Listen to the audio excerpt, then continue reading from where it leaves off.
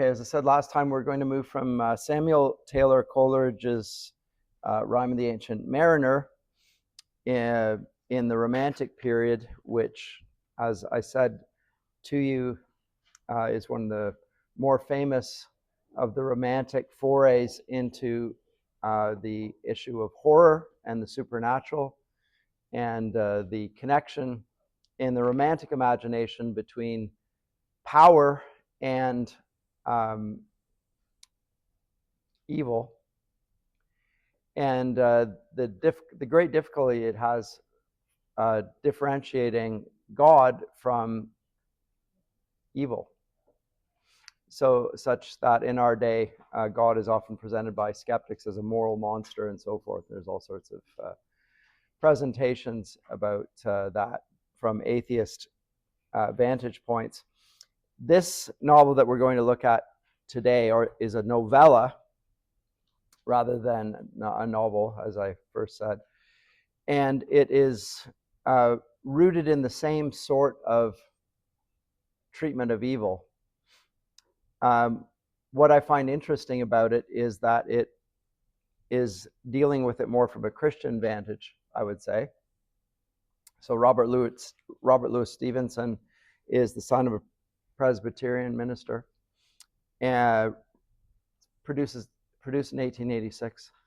And what most interests me is his exploration of modern science and its presentation of itself as undertaking a neutral study of the human condition. This is characteristic of the human sciences that emerge in the early 19th century. And we still live in that era where we appeal to science and apply science to the human condition, and claim to do so ethically, responsibly, and so forth, and nonetheless do experiments on human beings. And the problematic thing there are multiple problems with it. But one of the problems of regarding a human being as an experimental object is that the person experimenting on the object is a human being looking at another human being, claiming objectivity there, while at the same time not knowing what he is as a human being. What is a human being? Is it something that a human being can determine for himself objectively? Modern science assumes that this is a problem that is irrelevant or can be set aside for a while. So the methodology of the natural sciences that we saw in the 17th and the 18th century, to some degree problematized by Jonathan Swift in A Modest Proposal, right, where we were treating the Irish peasants who were Catholics as if they were subhuman, and we were treating them as Christians. We were regarding them as subhuman because, after all, they're Catholics, and look at what they do. They lie, they steal, they have children outside of wedlock, they have multiple children they can't look after. The children then become thieves and so forth. So it justifies, as Christians, treating them in a subhuman fashion. Swift begins that critique, at least from the literature we've read on the course. To my mind, Robert Louis Stevenson looks at it a little bit more carefully and looks at the modern scientist and his whole tendency to try and gain power over human nature. And he problematizes it. I used to teach Frankenstein on this course, Mary Shelley's Frankenstein, which is a similar sort of problematization of the scientist and what the scientist does to human nature. Remember, in Frankenstein, if you haven't read it, but you probably know it just from it's so popular in films, movies, and so forth, he creates a human being out of the body parts of humans that have been disinterred from the ground. So he creates this large human being, and then with electricity, with lightning, brings the creature to life. And in that experiment, which is successful in the sense that he creates life out of non-life, the question arises, what is his responsibility towards the creature that he's created? Because now he's not just a fellow human being, he's a creator, and this is his creature. And the monster calls himself a creature and expects his creator to care for him, to love him, to treat him like, as he reads in Paradise Lost, because in Mary Shelley's Frankenstein, the monster reads from Paradise Lost and learns from it and says, how come you didn't love me like God loved Adam? It's because Victor Frankenstein, the scientist, when he creates this human being, is horrified by what he does as soon as it succeeds, and then tries to put the genie back in the bottle, as it were. Only after the experiment is successful does he then think about the implications of creating a human being out of nothing and what that might mean ethically, politically, socially. Suddenly all the consequences which he never considered before come right before his face. Same thing is happening here in this story of Dr. Jekyll and Mr. Hyde, the strange case of Dr. Jekyll and Mr. Hyde. We have a man who is a scientist or a medical doctor wearing a white lab coat who has enormous social credibility because modern science, especially with the understanding of microbiology, with the microscope, can start to see diseases, and he can genuinely heal human illnesses and infirmities. And the medications that's used in the 19th century is better at pain killing than previous cases. And we live, as I say, in the 21st century with all sorts of chemicals, pills that'll be prescribed to you by your doctors to alleviate pain and suffering and so forth. And the reputation of science in helping human beings deal with the human condition is very high in the late 19th century. So the belief in science and progress is at its zenith, I would say. I would say it continues all the way up until the First World War. And then there's a catastrophic loss of trust in science and progress and human progress, from which I don't think we've ever recovered in the Western world. I'll just set that aside for now. We're coming to the First World War and literature written in and around that time. And we'll deal with that when we come to it. But in this period, the Victorian period, the trust in the scientific establishment to ameliorate the human condition is very high. And doctors have huge social standing. They still do, to some degree. Almost every parent wants their child to become a doctor. Not just because they make good money. It's because there's status, there's huge social status in it. I mean, I have a doctor title. I have to explain to people that I'm not a real doctor. I can't help you. Oh, you're a doctor. I've got this. No, I can't help you. Oh, you're not a real doctor. Actually, I am a real doctor because a doctor is a teacher. That's what a doctor is. That's the word. The word doctor means teacher. A medical doctor is actually not a doctor in the sense that they don't actually teach. They are practical and they deal with things on that level, but they're not actually doctors per se. That's irrelevant. I'm almost I'm splitting hairs here, but it is actually a significant point. The point, though, that leads to the social esteem is that I'm not a real doctor, I'm an academic. Whereas real doctors, the medical doctors, help humanity, and because of that, we give them huge social credit, right? And that was the case in the 19th century, and I think it remains the case today. And the medical profession, I think, and people that go into it do want to help other people. So they get esteem for that. The question remains, philosophically, to help somebody, you have to know what it is that you're dealing with. To help a human being in illness, you have to know what human health is. Right? You have to know what how human health is in order to diagnose what human sickness is. Where do you get the definition of, first of all, of humanity, secondly, of human health, and then thirdly, and consequently, of illness? The reason I say that is contextualizing in a more contemporary fashion. at the moment, under Canadian health law, abortion is on demand is permissible. And now so is euthanasia. And so is gender transformation surgeries. All of these things are permissible and are considered to be part of the Health Act, so making people healthy.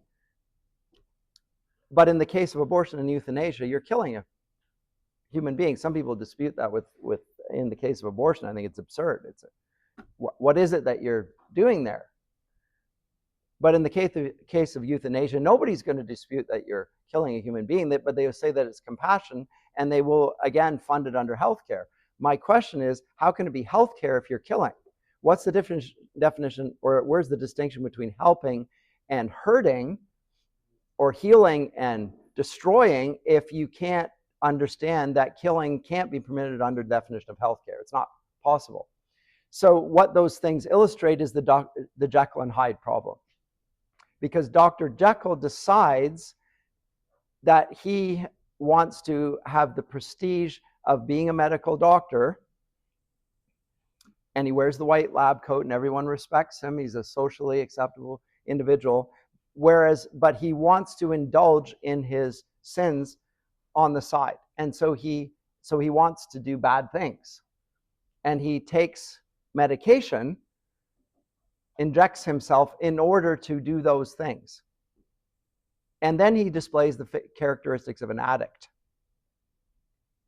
But what he's addicted to isn't the drug per se, it's the doing things that are illegal secretly. That's what he's addicted to. The question that this novella raises to our attention is this only a fictional account, or is Robert Louis Stevenson saying something profound about the medical profession and human nature and our ability to assess our own intentions from an objective, morally neutral position? Because he has the status of being a trustworthy individual. And people will give him, nobody knows that Dr. Jekyll is Mr. Hyde. This is an unthinkable thing. Not just because they're so different, but the one man is so morally pristine in terms of his reputation that he couldn't possibly do this, as in murder other people and treat them abominably and be a man, basically a portrait of sin in front of us. How is that possible that a man would willingly do that? So there's the issue. Would a man willingly who has social credibility commit atrocious and, from a Christian vantage point, sinful actions, thinking that he could get away with it? And what does Stevenson show us about his ability to do so without consequences? That's the issue. I've written about this in my own work, the problem of human nature, which the human sciences simply set to one side and act as if it's not a real problem. Looking at other human beings as objects of experimentation and yourself as the subject, as a neutral subject, gets rid of the problem of human nature. That person upon whom you're acting is a human being. You are a human being. Anything you do towards another human being also has something to do with how you see yourself. How do you regard yourself? Do you regard yourself in a neutral fashion? Is it possible to do this? How could you do this? To be neutral toward yourself would mean you would have to stand outside of yourself. But you're always involved in the experiment. Morally involved, personally involved, not just in a detached scientific fashion. As I say, there's a difference between looking at the natural world, as in the trees and the environment, things that we normally call the environment, and experimenting on them. It's another thing to apply that same methodology to human beings. At that point, you're experimenting not only another human being, you're experimenting to some sense on humanity as a whole, including yourself. It's just that you're doing it on that person instead of on yourself. Well, let's see what happens if I give this person a pill. And let's observe. In this case, Dr. Jekyll does it to himself.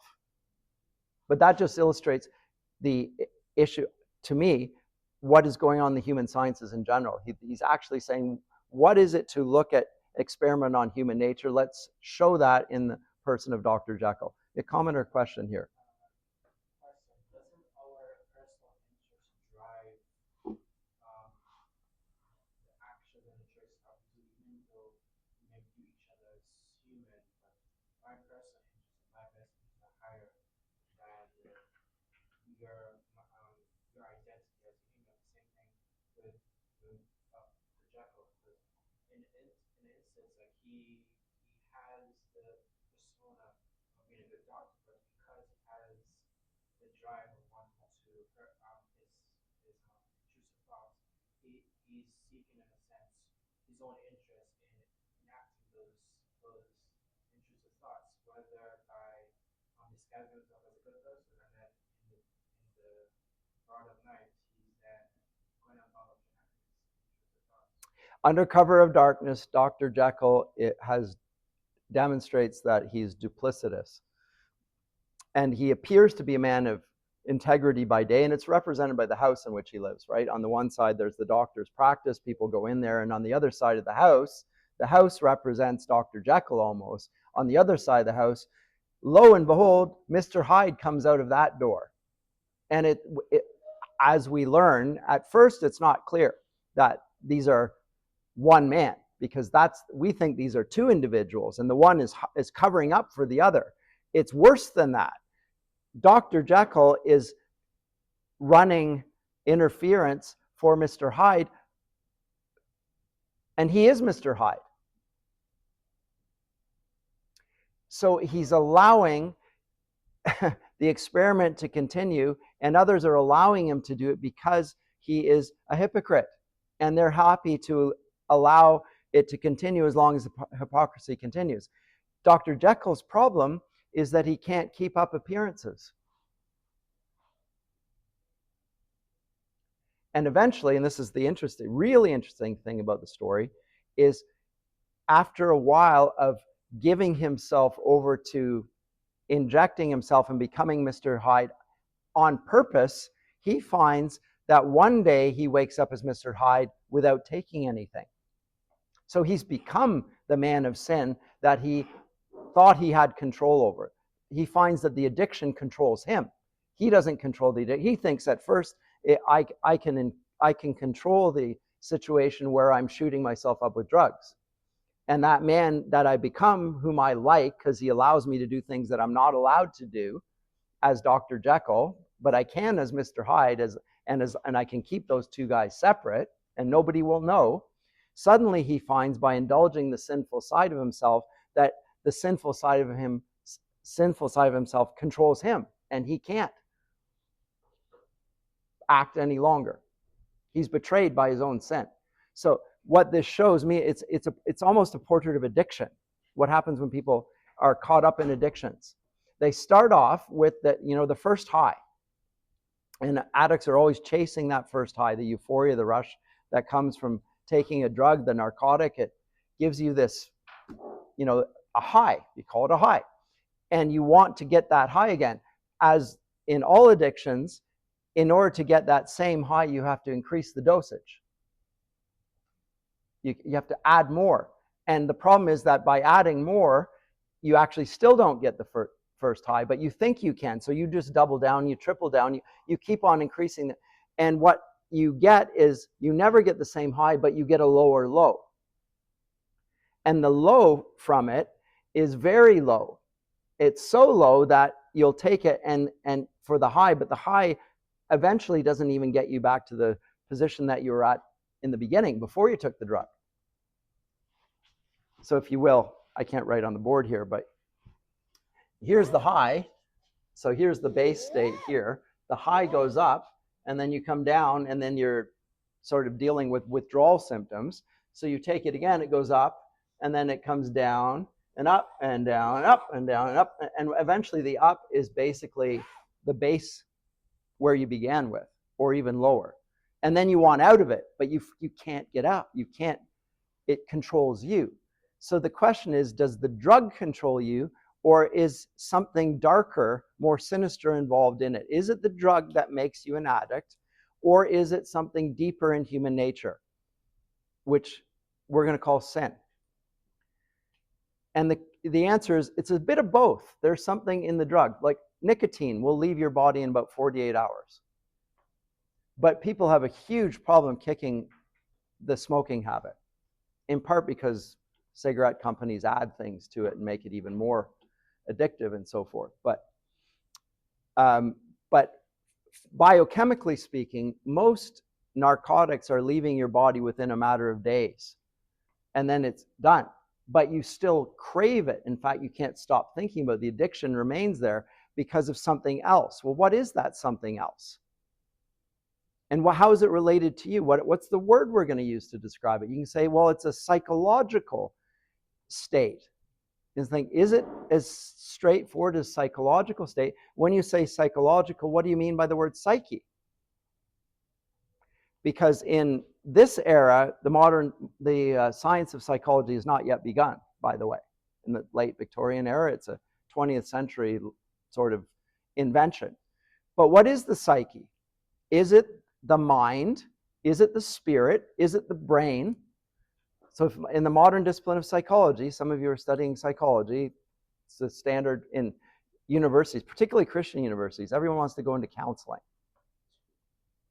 People used to go to study pastoral ministries. They want to be a pastor. Now they go to counseling. Why are they going to be counselors? Because they think that the chief part about human nature that we want to understand and help with is their psychology, their feelings. Is that actually true? Is the center of human nature the psyche? And if it is, what is the psyche? Is it the spirit? Is it the mind? Is it the brain? If you're a biochemical determinist or a materialist, you will say that human psychology is the brain. So you take a little chemicals and it affects your brain because the brain is a material thing. Right? So if you just take this pill and you take a little additional chemicals, then it will, and this is how Dr. Jekyll regarded it, by the way. I'll just take this chemical and it will alter my consciousness so that I can be like this. And it did do this at first. What he found, however, is the chemical, it wasn't so straightforward as just being a matter of chemistry. Eventually, he didn't even have to take the pill to become Mr. Hyde. He woke up one morning, he went to bed at night as Dr. Jekyll, and he woke up as Mr. Hyde without taking any chemicals. So what is Robert Louis Stevenson saying here? Is it biochemical? Not for him. It's spiritual. And in fact, it was spiritual when he first sought to control his human nature through narcotics. It wasn't just a chemical thing, it was a spiritual thing. He wanted to do something to himself. Now, if you take that idea of experimenting on yourself, which Dr. Jekyll does, and apply it more broadly to what science and the medical profession does to everyone else, then suddenly you can see that medical experiments, even if you agree to them, are not necessarily neutral. Although after Nuremberg, 1945, there's something called the Nuremberg Code, which governs medical ethics. At least it's supposed to govern medical ethics, which is the doctrine of informed consent.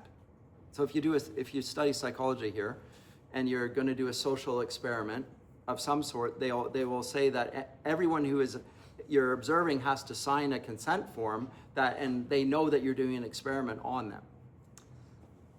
That practice of informed consent and the ethics that two voluntary parties is, I think, already a specious construct, but I will just bring to your attention that during COVID, they waived all of that. Informed consent fell out of the window as if it were an inconvenient requirement in the medical experimentation on the populace, which was said to happen because of an emergency. So we don't need informed consent. The danger is so high, we have to do these sorts of things.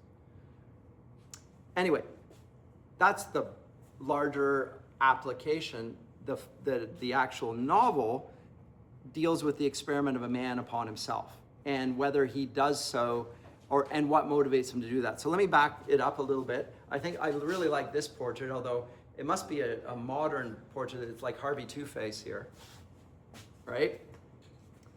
And I'm sure that Dr. Jekyll and Mr. Hyde has gone in to influence that comic book character, villain there.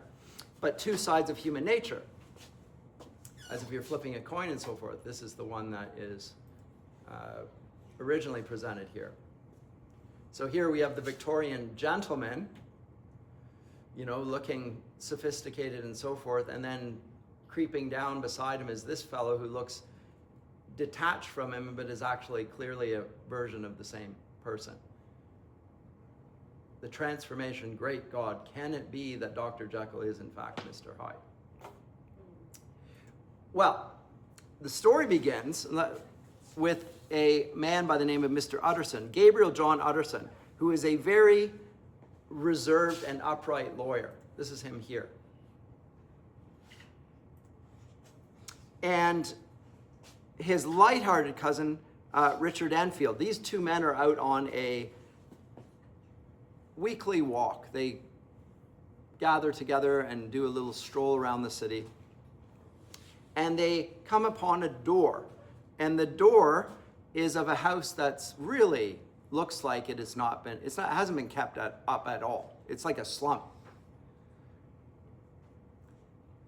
In a quarter of London, which is where the setting, Stevenson's not from London, but originally, but he portrays this in London. And Enfield recounts that a few months earlier, he saw a man named Edward Hyde come out of that same door. You see that terrible dwelling where it looks like, it's like a drug den. I saw a man named Edward Hyde come right from that door. And that man deliberately trampled a young girl.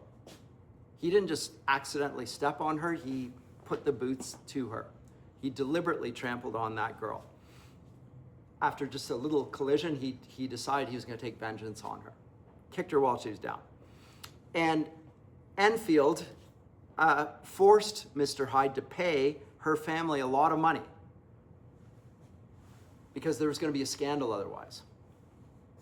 And Mr. Hyde brought Enfield to this door that we see right at the beginning of the story and gave him a check signed for the money by a gentleman. And the gentleman was Dr. Henry Jekyll, who was Utterson's friend and client. So the lawyer we see here at the beginning had this man, Dr. Jekyll, as a client. So this man, Hyde, had done the trampling. This man signed the check for what this man did. So that's how it begins. And the lawyer, Utterson, is being told this by Enfield. And Utterson's fear, the lawyer, is that his dear friend and fellow gentleman, Dr. Jekyll, is being blackmailed by this scoundrel. This man is blackmailing that. Why else would the doctor write the check for this man? There must be something going on behind the scenes. He assumes it's blackmail. Reasonable suspicion. Not correct, but it's a reasonable suspicion given what he knows about Dr. Jekyll. And to add to his evidence that this is the case, recently Dr. Jekyll changed his will to make Mr. Hyde the sole beneficiary of his will in the event that this man should disappear. This man would inherit everything. So Utterson, the lawyer, is very suspicious that his client that there's something going on here. This man has something on this guy so that he is now doing this man's will. That's how the whole story begins. And it's an encapsulation, it's a symbol of what's going on here. This sinful, depraved man is actually running the show. But the problem is that the lawyer assumes that it's against the will of this man, whereas it's actually in accordance with the will of this man, or rather this man's will has been so bent by this man who is this man, that now it's the depraved man who's using the facade of Dr. Jekyll's moral probity to do his ill actions. But the lawyer can't imagine that this is the case. So that's the whole picture, and it's a really fascinating introduction in that sense. Did you comment or question? Question: is it two different persons or the same person? Same person. So are we dealing with personalities? A split personality? Well, at first, see, this is the thing. At first, the way that Dr. Jekyll gets Mr. Hyde is by injecting himself, giving himself chemicals.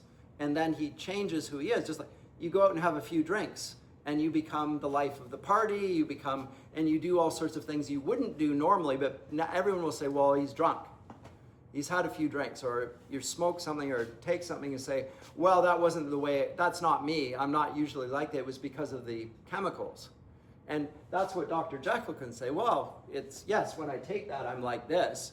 And I really sort of enjoyed that, which is why I want to do that again. I liked that ability to do what I want to do without any consequences, because I can blame the pill. So, right? Yes. I know personalities are consistent. When someone has a personality, they're sometimes predictable. So if he's portraying different personalities, doesn't that mean that they're two persons in one, meaning that there's some form of possession? So you might say there's a possession, but he's the one who's doing the experiment. That Stevenson doesn't introduce the idea of supernatural agents here, that the devil is somehow influencing this whole act. Or some other duplicitous character. He doesn't introduce that as a possibility. He sees Dr. Jekyll as being the origin of the idea to become Mr. Hyde. It doesn't mean that he's a good man in that intent, but it does mean that that man who assumes that he knows who he is doesn't know himself very well. And this is my point about human nature. Do we really know what human beings are like? We like to think of ourselves as trustworthy, well-intentioned, straightforward, honest dealers, agreeable, lovable, etc. And we like to see that other people don't have those same qualities to the same degree. We're better than those people. But are we as good as we think we are? This is what this story is illustrating. How good is a human being in his own eyes? And what do we do with this? So this man is clearly a hypocrite, right? Dr. Jekyll, because he's acting like a whitewash. He's acting like a morally upright man by day, and everybody loves him for it. And by night, he is indulging in his sins and doing terrible things. And he knows that he is that guy, but he carries on with the pretense that he's a good man, and he might even believe that he is at first, until he starts losing that confidence in himself, and he suddenly comes to the realization, which every addict does eventually, that actually it's not the drinking, it's the stinking thinking, as they say in Alcoholics Anonymous. It's not the drinking, it's the stinking thing. Well, the stinking thinking, it's not just thinking that's the problem, it's deeper than the thinking. The problem is that you're a sinner. That's the problem. It's not that you have a bad, illogical thought process. It's that there's something within you that is darker than you're willing to admit. And that includes the doctors in the medical profession. They also have the problem that they have a sin nature. And this novella illustrates this problem. Yes? So I know that duplicity is not a psychological issue, it's a behavioral issue. So would we say it's behavioral, not psychological? Well, so is it behavior rather than psychological? I don't even know what psychology is. I don't mean to be cute about this. I genuinely don't. Having spoken to psychologists over the years, among the discipline that we call psychology, there are about 100 different schools of psychology, and they disagree on the fundamental thing that they're studying, the ology of the psyche. What is a psyche? Most of the practitioners these days, it's the brain.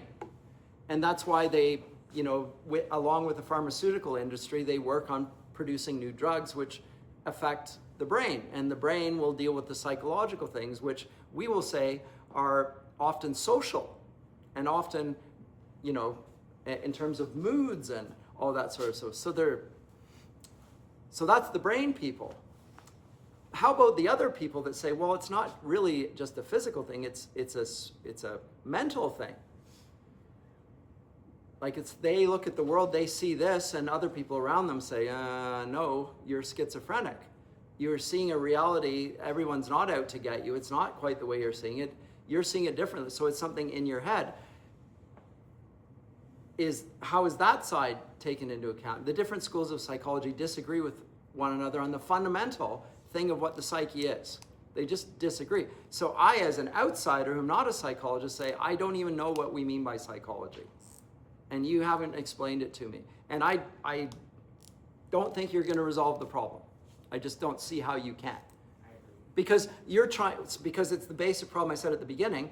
The problem of human nature, to say something objective about human nature, you can't be a human.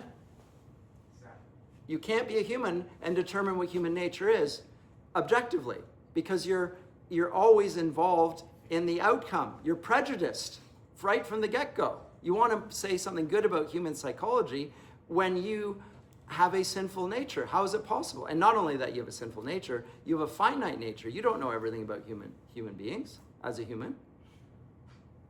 Yeah, I've provoked you, please. Yes. That's good. No, behind you. Sorry. And yes.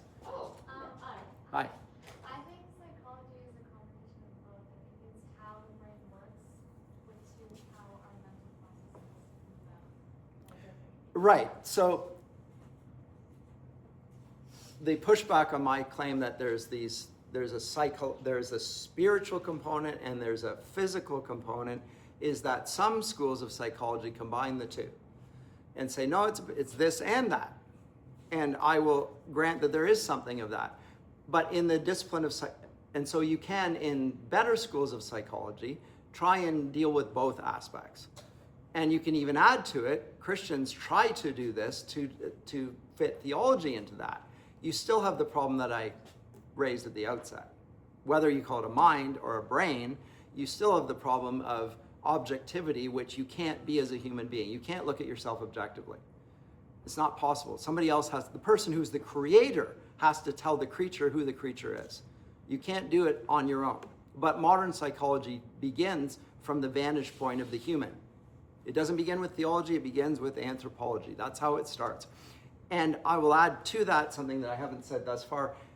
What we don't take account in psychology is that a human being isn't just a mind and a brain, but has a body. And the body is a part of that thing. And to just illustrate this, more recently, people are talking about the importance of gut health, the microbiome in your brain health and all that sort of stuff. 10 years ago, this was considered to be quacky. Now everyone's talking about it. So in other words, the food you ingest relates to your moods and your overall brain health and mental states and all that sort of thing. So all I'm saying, and I don't mean to diminish what happens in the field of psychology, is just to say that human nature is a very complicated thing and it's a riddle that we can't solve. But modern science assumes that we can solve it and do solve it, and moreover that the attempt to do so, which we see in the psychologist and attribute great credibility to their witness. So a psychologist who stands up in a court of law basically is regarded as having a witness that is unimpeachable. They have much higher standing socially than a pastor. Pastor stands up in court, has no credibility whatsoever in the court of the law, unless they appeal to humanistic categories. But a psychologist who stands up and said, in my professional opinion, this person is insane because of this and that, the court will say, there you go. And it trumps every other thing. Psychologist has huge, huge credibility. And again, the purpose of this was not to attack psychology. It's to illustrate the problem that Dr. Jekyll illustrates for us. So this is why the novella is interesting to me. It's exploring a bigger topic of the way human nature becomes a problem when human beings take control of humanity as if they could take control of humanity. Just like Dr. Frankenstein tries to control a body, and then the body comes to life and suddenly says, uh-oh. Oh, and I didn't think about the consequences of having an 8-foot human being. I just wanted to know if I could do it. And then I did do it, and it was hooray, and then it was, uh-oh. And then he runs away, and then what do we have? We have a monster on our hands. and then all the consequences. If we're successful in our experiments, what then? So we're booting ethics down the road until we see whether science can deliver new achievements, and then we deal with the consequences after the fact. So this is also a consistent pattern in ethics in the scientific age, is that consequences are dealt, well, we'll deal with that after the fact, rather than say, should we really be experimenting on human beings at all? I mean, ought we to do that? Is it right? Do we have the authority to do that? Do we have the wisdom to do it? Do we have the wisdom to judge and determine life and death over another creature that we didn't create but God did? Is it our prerogative there? So this age is very presumptuous in its claims to have the ability to do that. And this story illustrates the shortcomings of it, which is why I put it on the course. It's a horror scenario, which is actually realistic commentary. So that's why it's interesting.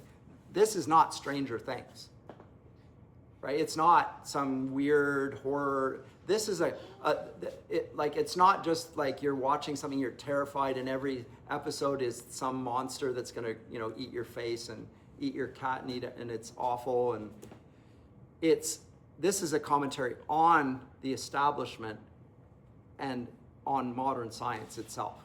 So it has a philosophical edge to it, which is much more interesting. So back to the story. As I say, Utterson here, the lawyer, is afraid that this man is blackmailing his client. And as a good friend, he wants to protect his client from this clearly malevolent character. That's the beginning of the novella. Yes? I'm kind of confused by the character of Mr. Arneson, because on the first page he says, I incline to King's heresy. I let my brother go to the devil in his own way. And then I read that and I'm like, okay, so first of all... Am I my brother's keeper? Yeah, I don't like this guy. That was my immediate thought when I read that. I don't like him. But as I continued to read the book, I did not see that being acted upon. So what was the author's intention by putting that line of dialogue there where it is not acted upon throughout the story? Because Sorry, who's the speaker? Who's the speaker here? Mr. Utterson was the lawyer at friendly meetings. Yeah, He was a steer with himself. So who's the narrator? I'm pretty sure the author, but it switches from the narrator to him himself saying, to like Utterson saying, I incline to King's heresy. That's what Utterson would say, and the narrator probably Enfield, but who knows? The author, yes. So you don't like Utterson because Utterson actually. At the beginning, I didn't like him because I was confused.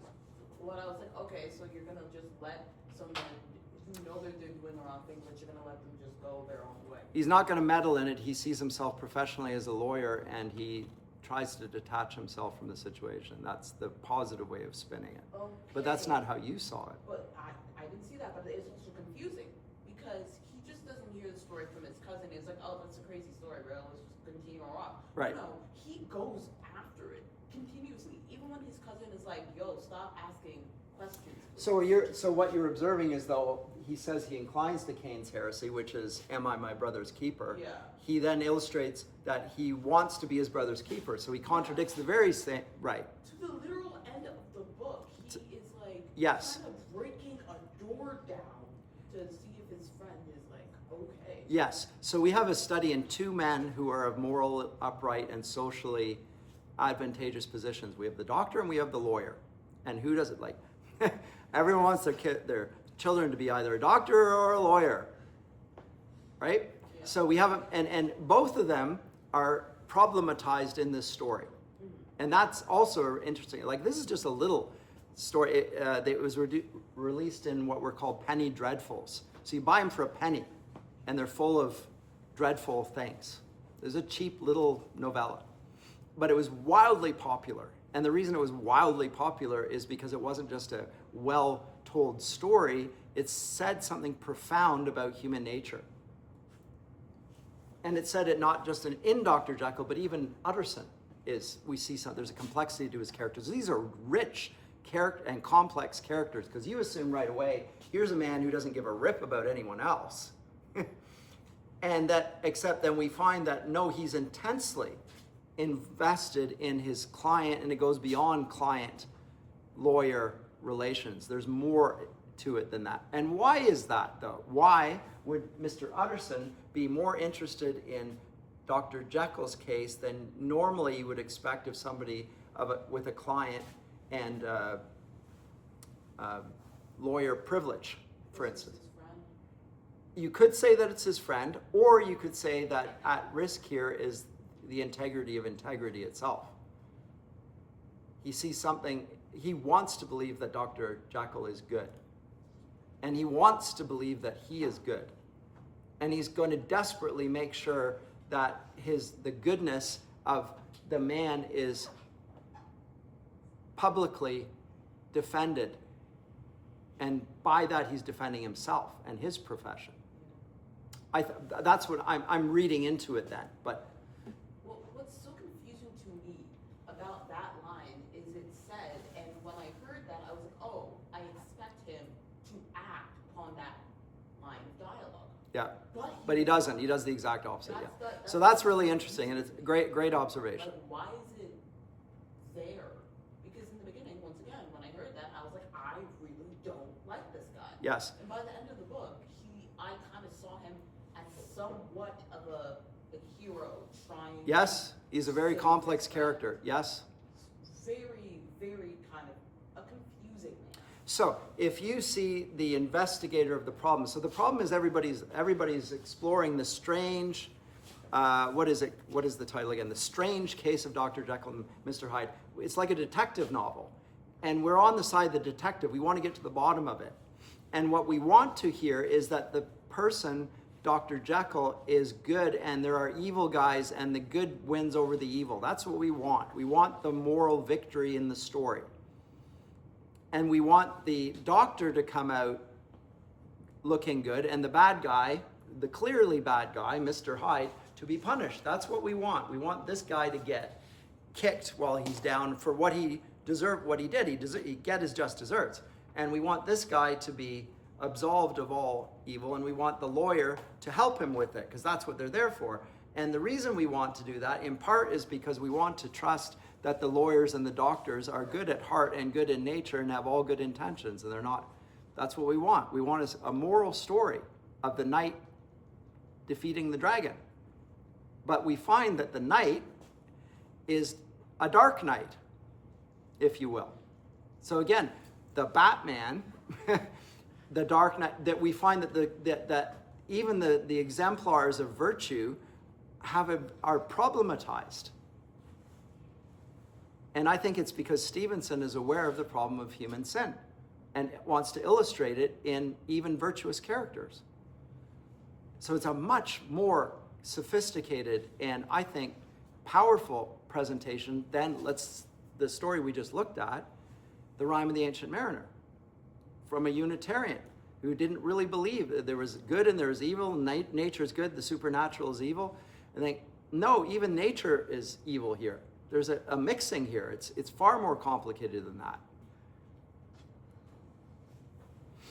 By the way, when Utterson, the lawyer, goes to Dr. Jekyll to discuss the matter of this terrible figure, Mr. Hyde, Jekyll says, I can get rid of that guy whenever I want, which is a strange statement. At least when you start the book, you say, what do you mean you can get rid of him whenever you want? Now, we know afterwards what he meant by that. What he meant by that is, I'll just stop taking the drugs that make me into this guy, and then I'll get rid of him. So he thinks he can control the addiction. That's what he thinks. So he is naive, I would say, about himself and his ability. How many doctors actually get hooked on their own drugs? It's forbidden by in the medical code. You can't prescribe yourself medication. You have to get another doctor to do it because they realize the problem with this. That you're not as objective as you think. There are lots of contemporary examples of doctors prescribing themselves medications thinking that they were able to resist whatever the consequences would be, and then finding that, lo and behold, they're addicted. Dr. Jordan Peterson was one recently, back in 10 years ago. He'd taken some medication which he didn't think would have a certain effect on him, and then it did. Yeah, it's these are not bad people. It's just you don't have as much control of yourself as you think you do as a rational human being. And this is a rational human being. I actually take Dr. Jekyll not to be an inherently bad man, but a good man that indulges in sin and then finds that sin is not something that he controls, but rather that controls him. That's what happens over the course of the story. So at the beginning, Dr. Jekyll says, I can get rid of Mr. Hyde whenever I want to. And that leaves Utterson saying, what's going on there? I don't believe him. This man has some sort of a secret hold over this, and I'm going to get to the bottom of it. So a year later, a servant comes and sees Mr. Hyde beat up a gentleman by the name of Sir Danvers Carew, who's another one of Utterson's clients. So now it's Mr. Hyde again, and he beats him. Not only beats him, he beats him to death, and leaves a half-broken cane behind as evidence. So the police contact Utterson, who leads the officers to Hyde's apartment. Of course he does. He knows where that man lives. And as a lawyer, he's going to help the law get the criminal. So he goes to Mr. Hyde's apartment, and Hyde is gone. But they find the other half of the broken cane in Mr. Hyde's apartment.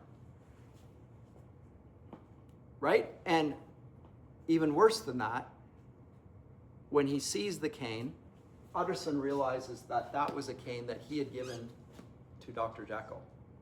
So how did Mr. Hyde get it? Is the question.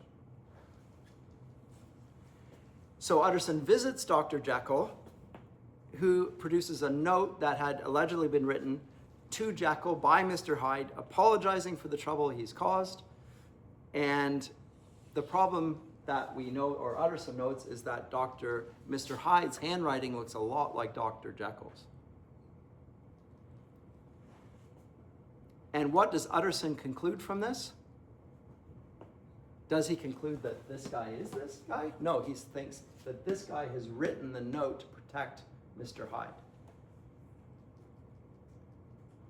Right? He can't associate these two men.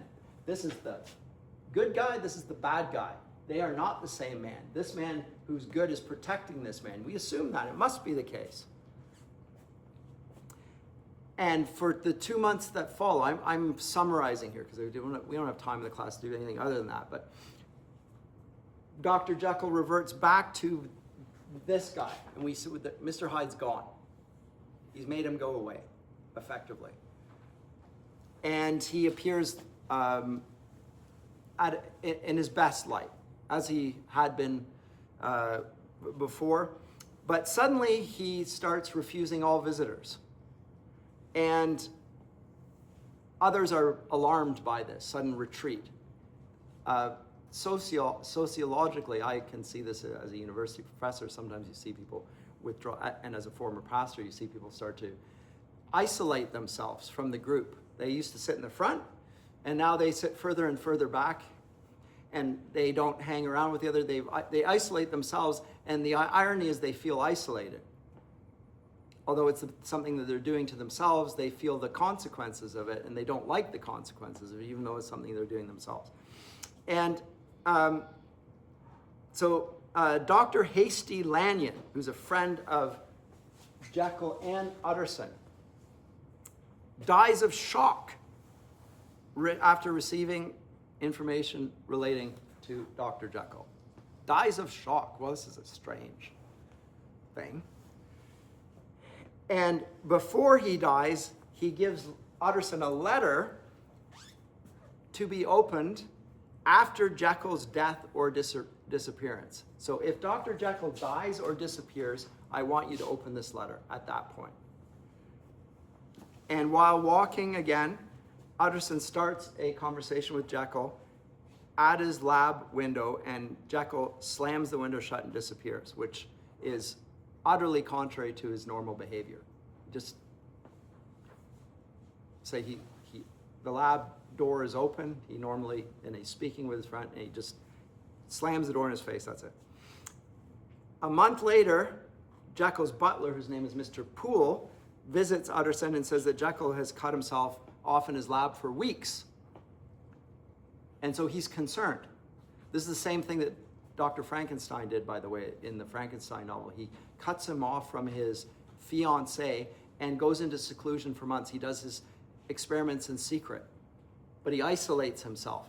And it's an indication that he's doing something which he's ashamed of, but he doesn't want to give up.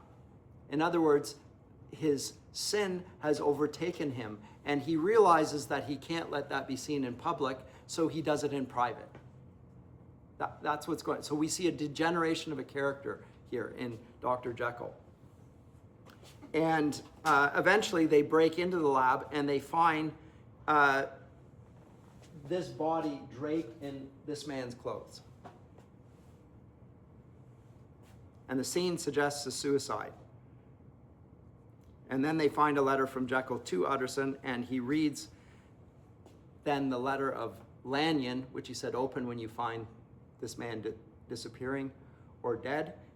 And then he opens it, and then he opens Dr. Jekyll's letter. And at that point, then everything becomes revealed. Right? What Lanyon's letter reveals is this man he had deteriorated when he saw Dr. Hyde drink an elixir that turned him into Jekyll. It's sort of the other way around, actually. But he saw this man drink something, and then he became this man. So he was shocked and horrified that an evil man could become a good man by drinking a potion. And Dr. Jekyll's letter explains that he had very moral, strict standards in public, but in private, he gave himself over to vices that he would not publicly admit. It was unbecoming of a gentleman, but he did it. And he was ashamed of this. And he found a way to transform himself and indulge his vices without being detected. Pattern of addiction, which we can note over and over and over. Right? People do it and they don't want their friends and family to know about it. But they can't give it up, and they don't want to give it up, and they think they can control it. And that's what he's describing here. And Jekyll's transformed body, that is Mr. Hyde, was evil and self-indulgent and uncaring to anyone but himself. And initially, Dr. Jekyll controlled that, but eventually this man won out. He assumed that he would be in control because he's Dr. Jekyll, after all, don't you know? But what he finds is that the man that he has become and had control over, he loses control over because that man is himself. And by giving him into this side of himself, the sinful man grows to the point where there is no good man left at all. It's a typical story of depravity. Right? Just like the prodigal son. Until there's nothing left and you've wasted absolutely everything. He tried to stop. He resolved he wasn't going to be Mr. Hyde anymore. One night he drinks the serum in a moment of weakness. In that moment of weakness, Sir Danvers Carew is killed by Mr. Hyde. Consequences that he had not imagined could be true, but then they happen. So it starts spiraling out of control. So he is no longer in control of himself. So the question is, which is the true human self? Is it Dr. Jekyll or is it Mr. Hyde? Which of them is the true man here? Because we want to see them as two characters. Are they two separate characters or are they the same character?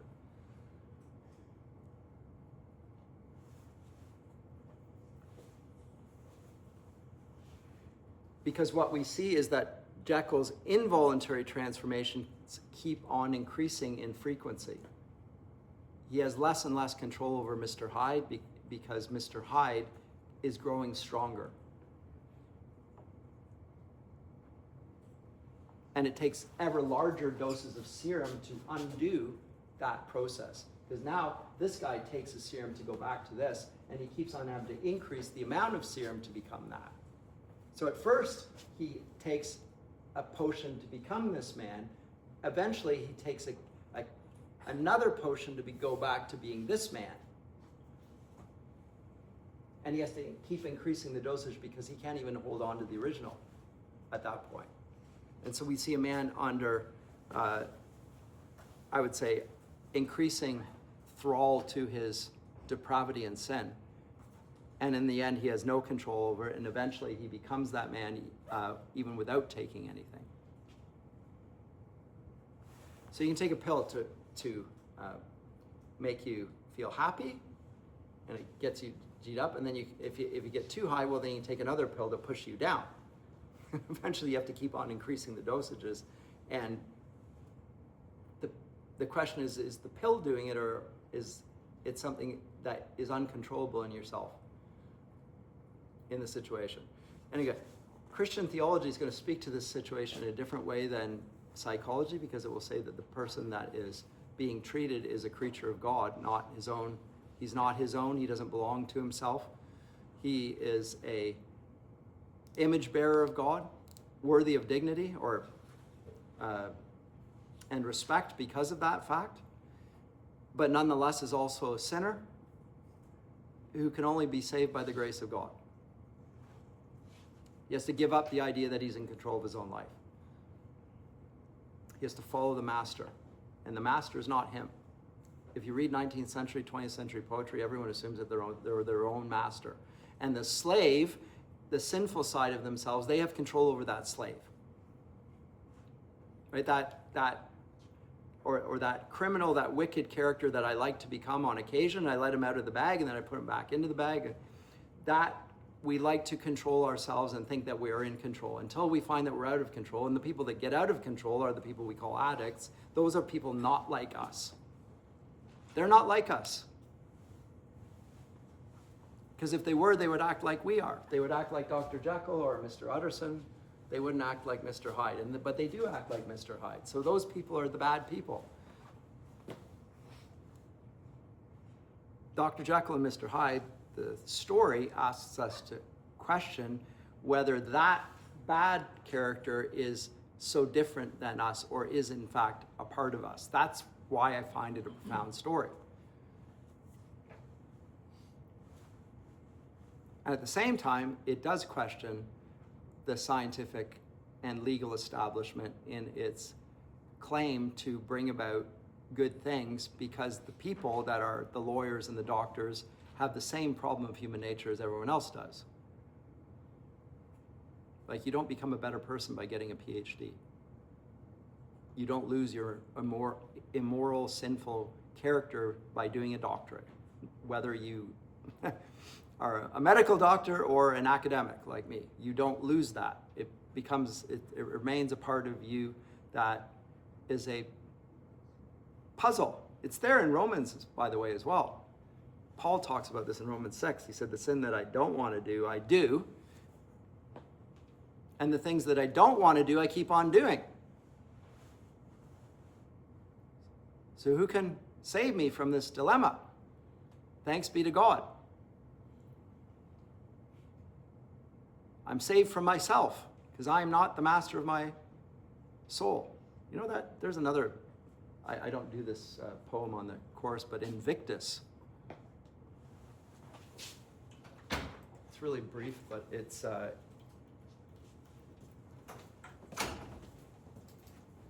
film. It is a film. It's a good film.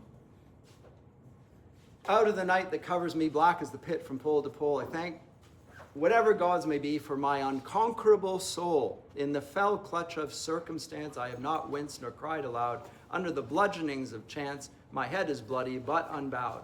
Beyond this place of wrath and tears looms but the horror of the shade, and yet the menace of the years finds and shall find me unafraid.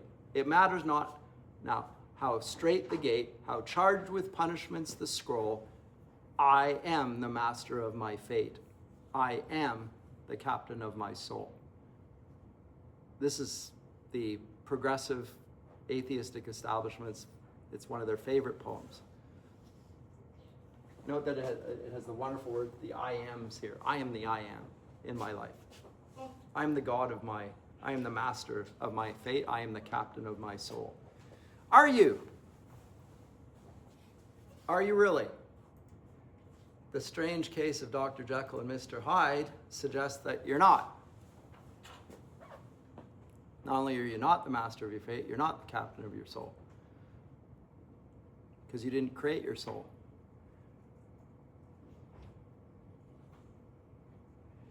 First, final reflection here. First article of the Heidelberg Catechism. I think you really need to read this.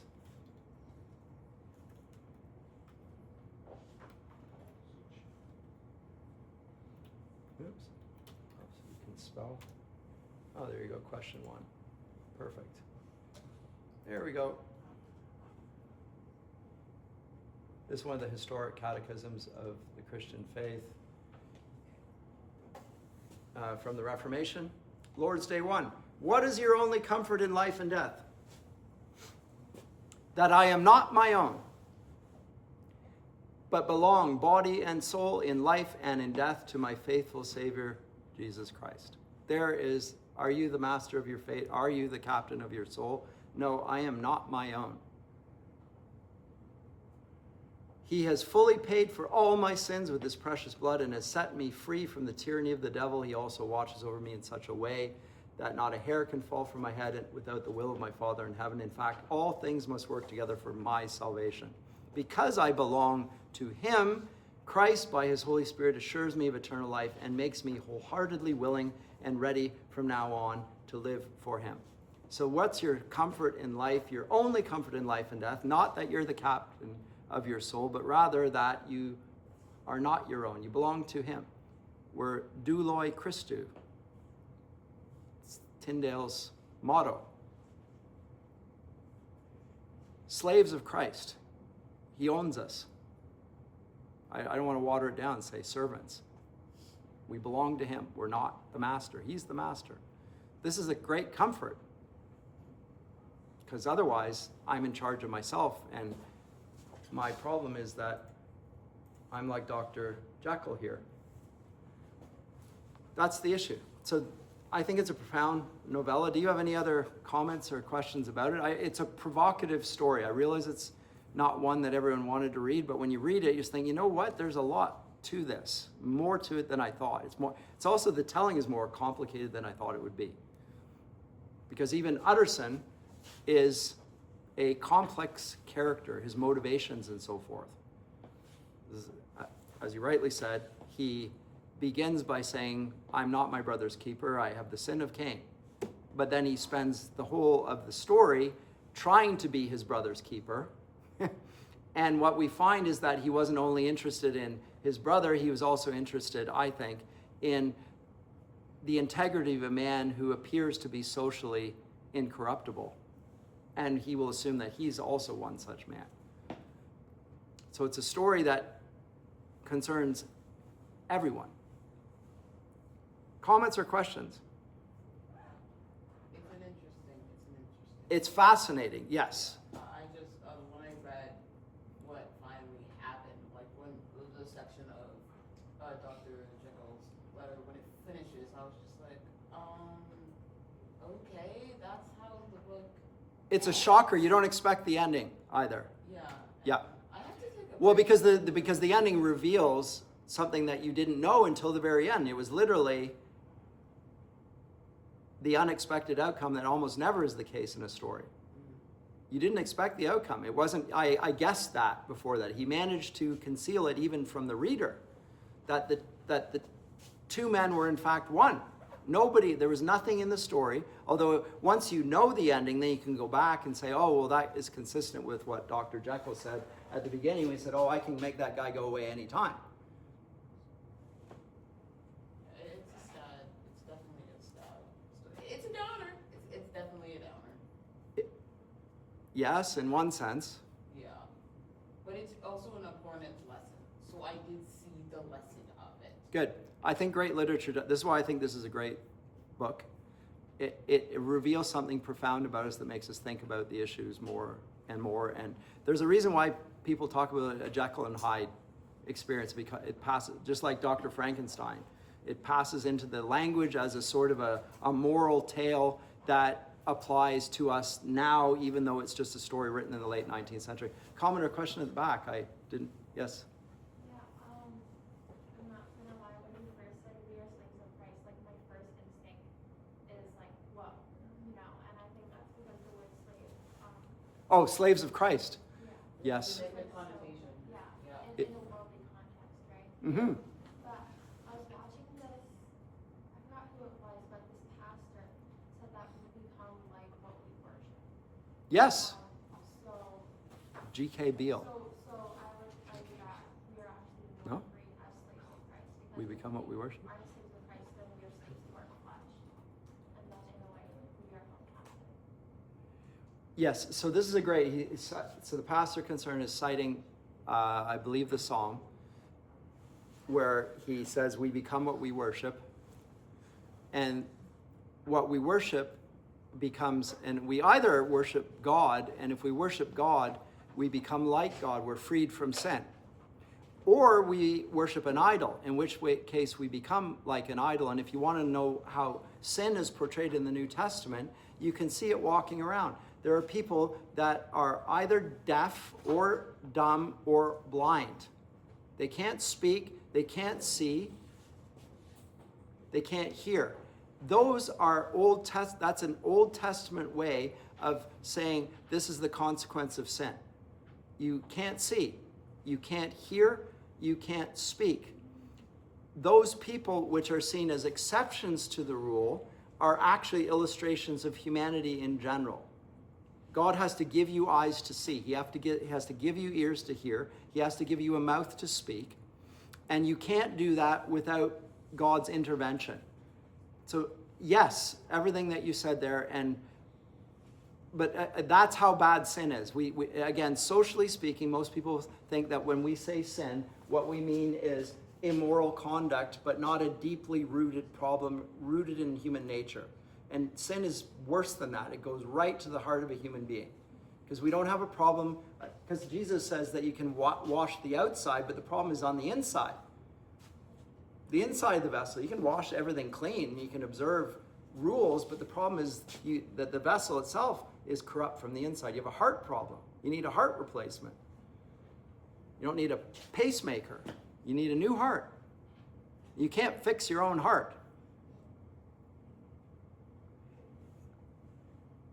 Both statement and question.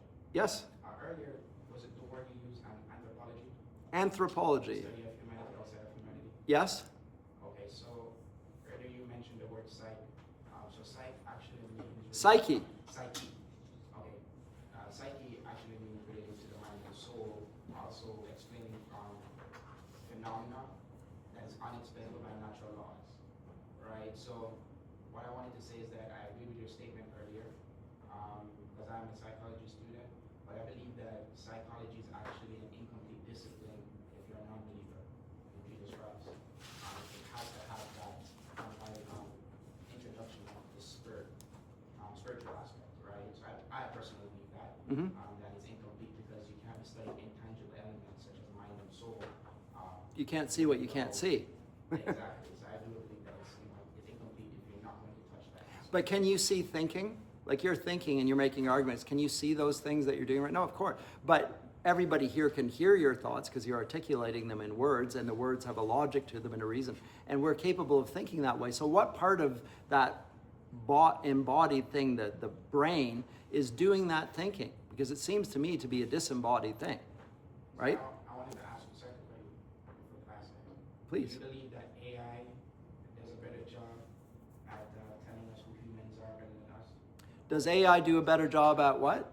Explaining who humans are. No, it does no better job at doing, because AI is created by humans, and it doesn't even, although they talk about large language models, it doesn't even use a language as far as I'm concerned. It doesn't have the features of a language. It has some of the features of a language, and it does those features at an extraordinary speed and in an impressive fashion, but it still doesn't use language in the way that I understand language to be used in a scriptural sense, but even in a classical philosophical sense, it doesn't connect two human beings together. It's just using the semblance of a language, the logical features, and exponentially magnifying the capacity to do so. But it doesn't, the AI doesn't understand anything. It's mimicking humans, right? But without being a human, and it never does get there. But having said that, you're creating a huge thing of power, and you're divorcing it from responsibility. And of course it's divorced from responsibility because it's not a human. And so it's not going to be responsible. People are shocked that AI lies and so forth. Well, why are you shocked by this? Because it's a machine. Machines shouldn't lie, yes, but it was created by humans, and humans do lie. And when they set up codes for how they're going to give you responses, you'll find that they're led by a certain ethics. They don't want to say certain things. You can push it. I've tried. I push them, say, but will you say this? And they'll say, oh, yes, you're correct. I shouldn't have said that. That was a contradiction. They keep backtracking and so forth. Well, what led them to lie to begin with? Because it's just a machine. Well, it's not. It's been programmed by someone to respond in a certain way with certain codes and borderlines and so forth. The question is whether AI can ever think for itself, and I don't think so. I don't think so. But there's a lot. My friend John Lennox has written a book on Revelation and AI now. It's really interesting on these things. Yeah, very interesting. And lots of people are thinking about this now. Yes? Question, are you going to mark us absent, present because you were